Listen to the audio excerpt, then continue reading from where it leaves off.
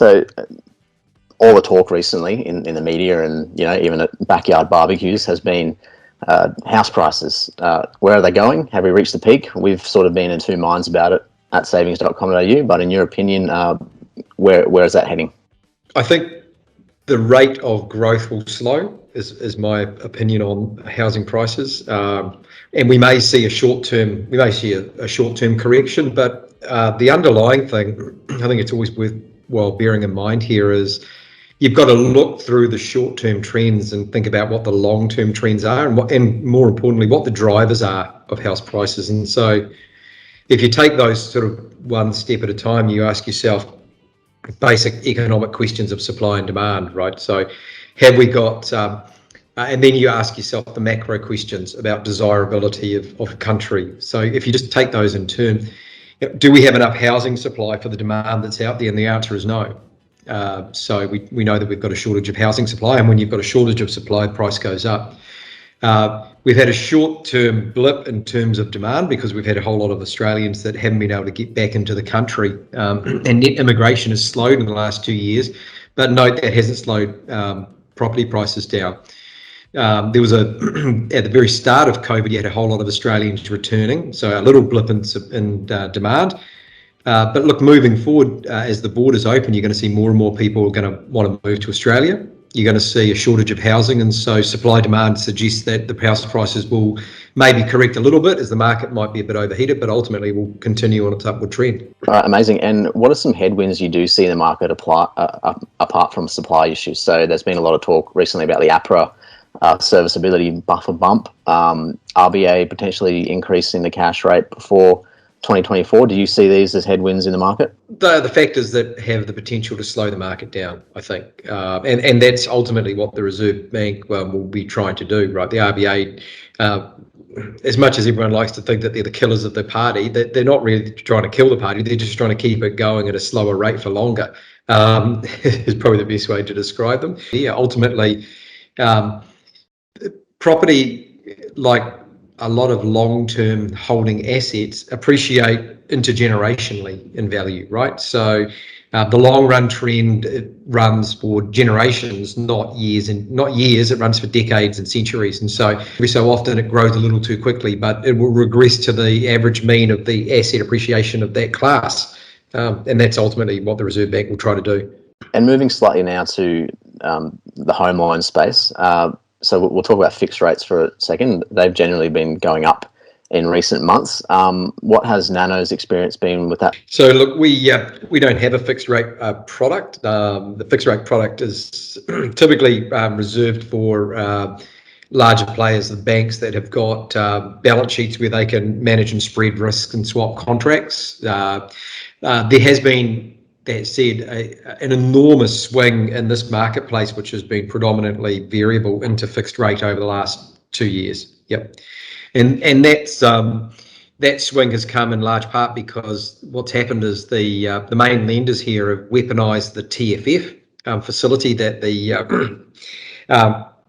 regulators put in place, where they gave them a $200 billion free line of credit, ostensibly. And so what happened was that the mainstream banks didn't transfer that wealth to the population at large. They kept it for themselves and used it to try to attract new customers. So they turned it into a weaponized market share. So a lot of people were attracted by a much lower rate than they'd seen in fixed rates before, and it was actually a super profitable product for the banks that had access to that TFF, because ultimately it wasn't even like paying a deposit rate and then putting a spread on it and lending it. The TFF was ostensibly free, and so it was free money that they could lend out for ultimately an infinite margin. That swing into fixed rate is now going to, over the next 2 to 3 years, reverse out, because the TFF facility was for a maximum of 3 years, and so all of those borrowers that are in those facilities will now roll out.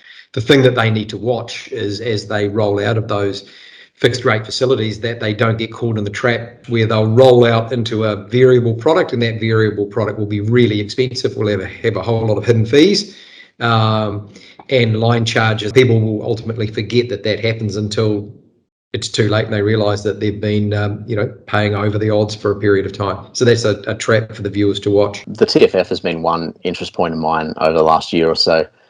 We've had a number of non-bank lender executives sort of say that's not fair, that market share went back to the big four banks in particular. I think CBA drew down $50 billion or something like that, which is simply massive.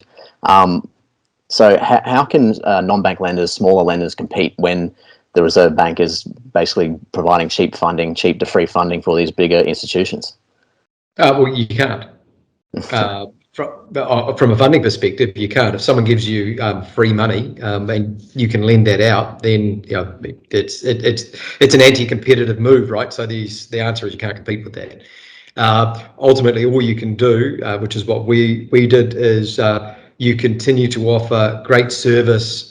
You continue to stand for financial fairness, no fees, no hidden charges. You offer a great rate and a great variable rate. And a lot of people have come to our business because of the principles that we've got and the service that we offer. If you're economically rational, or were economically rational, and that's all you cared about, then it was entirely sensible to take advantage of that TFF facility and the fixed rates that the banks put in place. That's what happens in a pandemic. You get these economic externalities, and people should take advantage of them.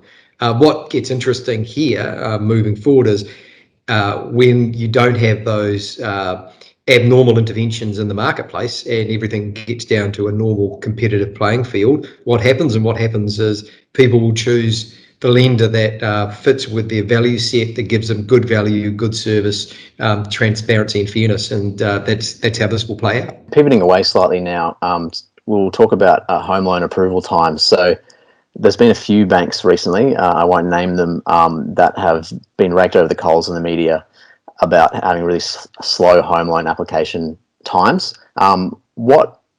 What causes this? Why are some lenders faster than others? And why are some really slow? And where does Nano fit into this? We've got the world's fastest mortgage product. Unconditionally approved loan is sub 10 minutes. So that's not application, that's to approval. We believe the best customer experience globally right now, and that's something we're quite proud of having built. Speed here is a proxy, though, for unit economics and customer experience. So you can approve a loan in 10 minutes, that's great. You can approve a loan in half an hour, that's fine too. The real battleground here moving forward is going to be the people that can't compete with a new service standard of being able to get a loan approved in 24 hours or less. That's really the new battleground. And certainly over the next 18 months to 2 years, in fact, next 3 years globally, that's where all the competition is going to be. Because there's no reason, if you have built a better process with better technology and thought about it differently, why you can't do that. That's the core of our business. So why do some lenders take a lot longer? You have to take a trip down memory lane really to understand this. And so the mainstream banks are all sitting on tandem mainframes that they bought in the 80s. They're sitting on an outdated back-end system of record, really stable. Really stable and scalable, but they haven't updated for 30 to 40 years. The processes are the same, the products are the same. When they onboard a mortgage, they do it all sequentially, and as I said, the process hasn't changed for decades and decades and decades. And so you end up with this hyper inefficiency, and the only way that you can improve the system, the time to yes, is by either completely upgrading the system and starting from scratch, and that's very, very expensive. So that's a multi-billion-dollar spend for a bank, and banks are profit machines, and so they need to distribute dividends to their shareholders. So they typically don't do that. They push the problem forward. And then your processes, you throw people at it. So you try to automate little bits as you can, and then you throw people at the problem, and you try to take a few days out of the end-to-end. But look, most of the mainstream lenders are sitting, well, actually, I can tell you the industry average is 22 days time to yes, as opposed to ours is 30 to 60 minutes or 10 minutes, as we've said.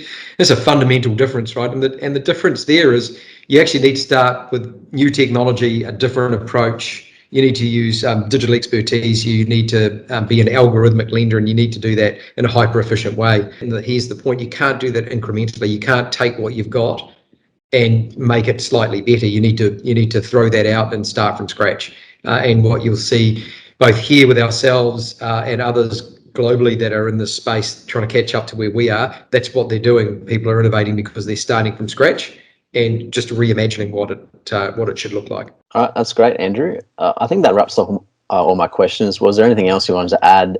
Any unique insights from Nano? Any extra commentary on those topics that we touched on? We covered a lot of ground. I think that covers what you were hoping to achieve really nicely. Thanks for doing that. Thanks for teeing that up.